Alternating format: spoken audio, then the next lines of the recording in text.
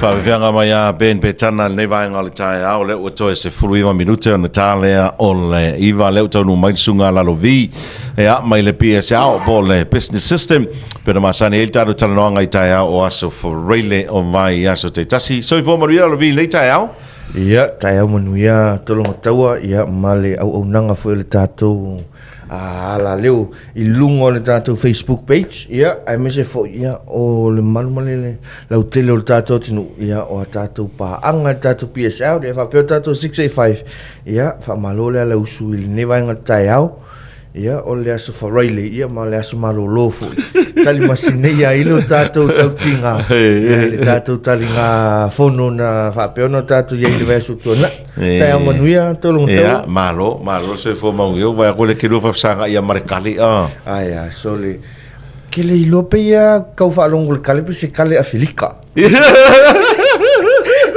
ai leo se kale mai Kenya i se kale ngā ole au vaenga ia karusia ai kuu nge e sole ol mele ke wo ubat fulu al ko ya le kale a kale mai ngi sole sa al kale sko inga sole kale mai la ubal la lagi o e kale so ya al fai keke a fai tete ala tatu to no le pesil fulu me sol tulanga o le tale pe ona ia va ai al fo mai malolo o foi le so na i fe au ia ai mama i uma toi ma le fa na uma vaenga uma na o le ta pena le chuenga o le fai un tau sanga ia va pe foi o le kirisimas sa le leia ia o vai atu tele le tatu o lo fo le o showcase mai el PSL ne vai tau ia sa o le tolong tau ma le o le malu tatu tunu falongo mai suatala tu au o le na ua o umal te misava peona ia ile na o le tasi le brand o le oloa e te fitfili ia po le na o le lua foi al temine suatala tu au o lau mukuta e fitfili oi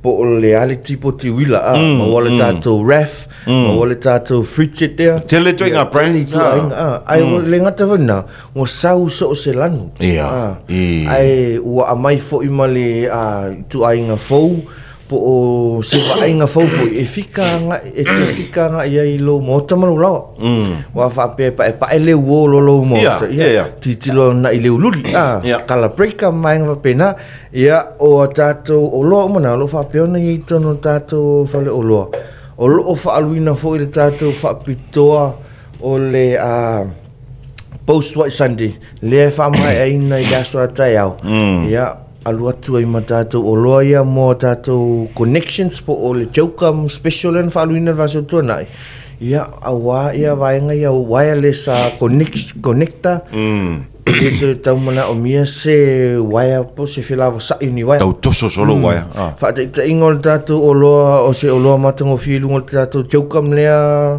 tolong taua o le tato HDMI o le Fia tau sanga na iai se ia pa ia lawa ni tau sanga o lo tau wha o ngam tau sa ilia le HDMI wire. A o le taimi la li ni, ia na fui wa mai lau company le HDMI wireless. Ia o lua devices taipe o ni flash drive, e transmitter le si receiverless. Ia po i tu iai lau laptop, ai o le conference room le te mana o fanga ia i lau presentation ia e mawhai ona whaonga ina tātou mea nei lua se lau lima se fulu tāla whaalui nei e te le moa se wa o mile le tātou HDMI o tātou masani o le se fulu mita ia a le tātou suinga fauna matato ulo na ia fisosoani tele mola vanga ia IT tele tato HDMI wireless na faaluina le vaso tuana ingalu phone ia le ngata le nao tato wifi receiver sa amana ia se en tato tunu ana lotu ai lunga tato special vaso tuana iwa pa mai le se lauta lai le fasu tala wa mama le tātou wifi receiver o fea le me te anga ia i le ofisa ia a whaangaina le vaenga lea ia ona connecti sa o lava lai e le tau whaangaina se tātou wire RJ45 vaenga umana connecti wireless ia o ise tātou o loa na o te tono na i lunga tātou Facebook page te malama ai ma e loa i po le ale o loa lo whaaluina le tātou special i le nei whaiunga le vai aso ona tātou tā pena toi lola ia isi tātou mea manai le vai asfou mo le masina ato November ia mana tua o tātou o nanga masani sua talatu au le nau toi maua uma tātou air conditioner ia mai le iwa afe PTU se fulu valu afe PTU lua se fulu fa afe PTU ia ma le tātou tolu se fulu afe PTU. Wow. Sao ke lero e maruru ya auto. Wow. Ole o loa lea lo mai tauina ua amata ona fie tātou tunu. Ia ai ono suinga le tau. Yeah, malevevela. Malevevela. Ai au ngā lelei mo whanawiti. I le no fale au malu. Mai se ia nei pepe vai ane tai au. Ia manai matua tausi. Au te mitonu anu nei e whaielo mea lofa i se mea lofa. Pito sili o nao ngā po sau investment. Ia a wafo ia o tātou toi mawhtanga mo tātou mātua. Whai mea lelei ia. Ma whai ona whatauina tātou ea. Tuu i le tātou company pete susuma o ia ai o atu le tātou team. Whaile installation for free. For free the installation? For free the tātou installation. Ia, o le vaenga ia tātou whaatotonga ina o maota malawa o mkuta. Ia, maua tātou fenijaz mai lawa ele ngata mo ofisa. Ia, ai mo maota malawa. Sau ia tātou lau whaamoe, whaatawha. Ia, lau whaamoe la poto o tātou plastic chairs, office chairs. Vaenga umanao lo whaapia ona whaatawina tātou whaloloa. Ia, titilo se display shelf o le nawa ia i lunga o le tātou Facebook page. Ia mo low si la fia. Palasi mela ia tātou old brands ia na whaapeona mātou a maia le nawa, a maia mātou toi, a maia le upgrade o le tātou Frigidaire.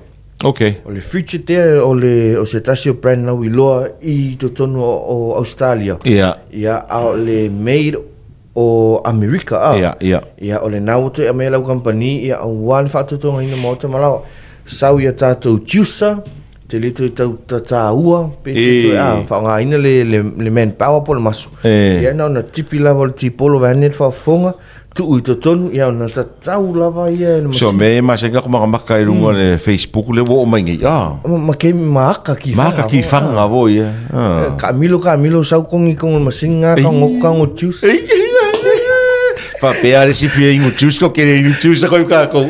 Si fa nga le mai ia fu tātou mea tuto ma. Io.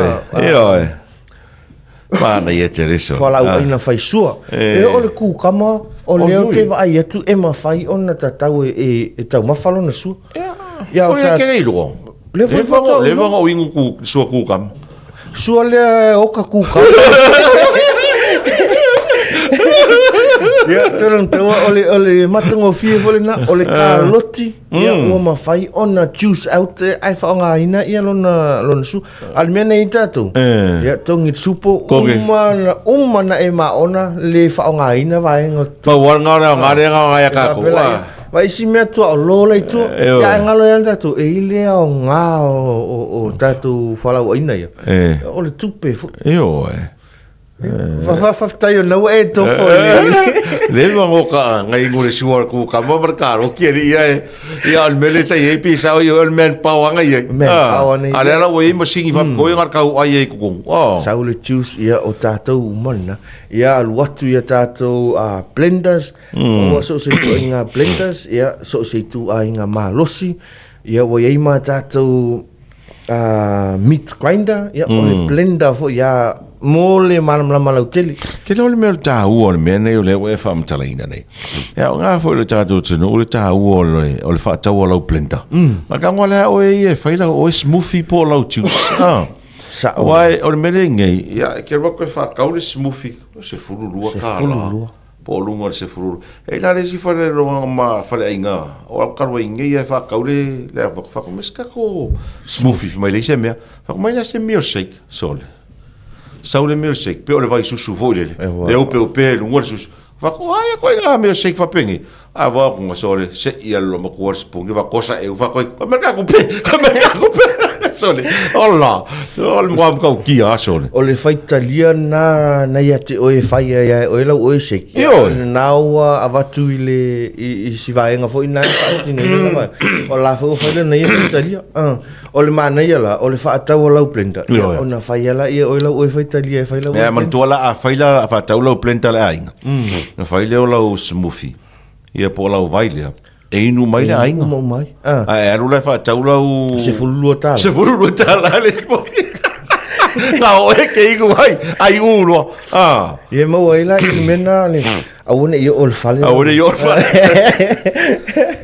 Ia o le telemana no ina tatu lo. Palasi mai tatu pusa isa. O loa wa noa o le na o tatu pusa isa. Ia o nau mai ta wina le alu o tatu le fata wina tatu pa anga fui.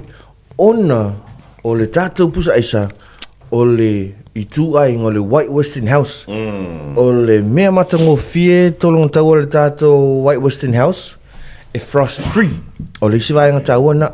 E Frost Tree le tātou White Western House. Ia. A Frost Tree, ia e le toa se eisa. E maloti a lau whataita inga. O le pusa, o le fulisa. E maloti a lau vai mua vai anita iau. Po lau mamoi. Po lau faspovi. Po lau faspovi. Ia. Ai le to ase aisa le pusa aisa. O whaititi ai le vaenga na o le tu le fulu le pusa aisa. Ai lua tuta meti tu le nefi le aisa. O na pula ia le aisa vaene tai au. Mana ia. Ia whaale anga ina lo o loa mana tua o le seileni. O le swinga la le na le ota mwhaini tato company e to el mai. Ina ia whaafai fie whaatau inga. Ma le tausia ina o tato metotino. Ia aluatu i lalo ia tato vegetable storage, ia seal, mo le wae o telo tātou pusa isa iai, i le mai tau i tausanga o tea. Ia, e tolu aso le apu tonu po le moli, mai se lava le moli, tolu aso le moli i tonu o le tātou storage lea. Ia tolu atu, o ena lisi tu lena pito i lalo. Mafua mai ona ua sao iai le malulu, o oval malulu. O le fetau i le malulu, le tātou o vaenga tāua neo. E taunu sit fia ima malama le tātou tunu. Mana ia te. I le tāua, ma le au ngāo le malama malo i loa lau o loa. Ia, it comes with a seal cooler for vegetable. Ia, fruits vaenga te itasina. Ia, awale le ngata o le sefe o lau o loa tolu ngata o le utata noa. Ia, a le sefe foi o loa e tuu i tonu. Mana ia. O le tāua ia o le. Nei vaenga ia o te loe le whaamtalaina te le to te. O le tāua nei mea laiti. Na fua le ia le whaataunga le tangata e taunga whai. Le o loa tau nei whaatau. Nei vaenga laiti ia. Vaenga tāua. Tāua mana malamai. E te le whaatau o loa. O le whaftai tono tau mo le whamanatu fo le vaenga na. O le aunga lava le nā le na tamu whai e whaatele upula tātou por kalami nisi o teimi. Tau le tu atua tātou o loa mawainga pena. Ia a o loa malama i tātou o nanga. Ma tātou o loa, ia man malo si anga fo i o tātou o loa lo whatau ina. Ina ia whailau whikilinga. Wai ole, e tānoi le awhi lau whatau. Oi oe. E se tupe tau ngō fia nā tupe. Se fulu tā la le teimi nei o le se fulu sene. Ile whi whatau inga. Ile tau ngā whai fuanga leo iei. Ai a malama i vaenga te itasi nei. Ia o leu nofo i lua fo i nāmalo nofo silafia. Ia ile whao ngāta tā wina o a tātou mea tō tino. Ia au au le se leni le mea. Asa o le leia. Mana ia. O loa mai te whamtala ina lalo vi. O le wha solo i le tātou la laini upolo o anga wa ai. Fole tō tele la lai sa vai. Ia sa o le nintono taua. O le ale o loa o whaatau ina nei o le naua maua tātou la lai sa la whai. Se i wanga nā o tātou o mātou i loa ma experience le vaenga leo. E vave tele ale whaatau o sa la whai. Ona ai ona o sa la whai o le moto o ngoto mo iei le tātou lelelei ma le oa. Tele tupele la fo mai whafu. Le alu sa la whai. Ia, o sa la whai o le nuu o le motu whai mea mwhai. A whaapea split half ia tātou quantity i nei. E ili taimi mua mai a sa la whai.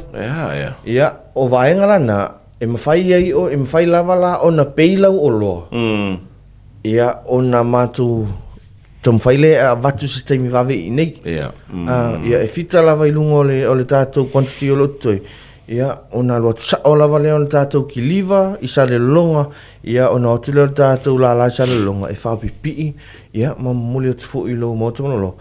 Pe a whapea le mwhai ona e sua nei piki lo lo. So, pe I sa la whai pe a whapea te sua tua mai al tātou o loa. Ia, ai whatau nu o tu ai moli atu I nei tātou la I tau fus. Mana ia. Malo whaftai. O isi me no mai tau atu ai lau whatau tau speakers. Bluetooth speakers. Sa o le nāua toi a mai le tātou JPL. Mana ia. Instead o le tau mwhai a mai le tele male ano noa o isi a tātou I tu ainga. O le ewa sa mua la le tātou o tinu. Ia. Ia. O le nāfo I laua mātou o mai le JPL I lona upgrade. Whata I ta ingo le tātou JPL le nana whata noa tufo I se vai aso utua nai. E mawhai ona whaonga ina I tono le ta anvali. Ia. Ia, e mawhai ona whaonga ina I whafo I Pāti mai ang whapena. E tutu salava mai se speaker masani ia JPL 110. Mai ngana. Ale ese nga o le tātou o le upgrade le nawa mai. E mawhai ona whawhanga ina whaona I le taawali. Ia, konetia na I le la au o le taawali. Vai ang whapena. Ia, e whai ma sui le leo. Na I lo le vaenga le na tātou mai tau ina fo I le free, le sawo lisi JPL 310, 300. Ia, a umal maa ona tau si ila ia le whale to e whanga. Ia, o le tātou, o le upgrade le na o le isi tātou speaker.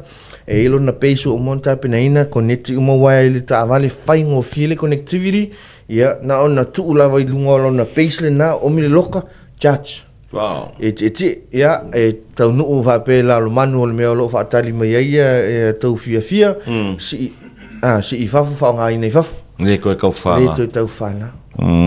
Ia o tātou karaoke mics, JPL karaoke mics, ia maua tātou tātou speaker na, aluatu ia tātou alarms, e peia o le nai te ala mai le I to tonu se le ola e whawawau.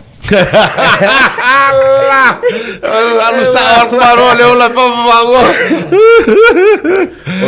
O le tātou Horizon alarm speaker lea. Ia il moli o le dim light ia o lona em fai ona play na whaola mai ia tātou musika ia o le aunga man malo si anga ia o le tau whanu ia te oi ia e ala le te misa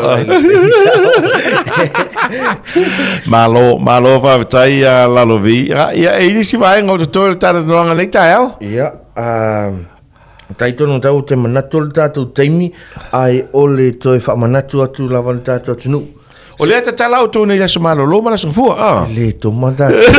O lea e pei ona e le toma fo ia le nā fo ia le o toma le tātou company. E sua tu talantu au a feane ia ta penanga mo le whanau.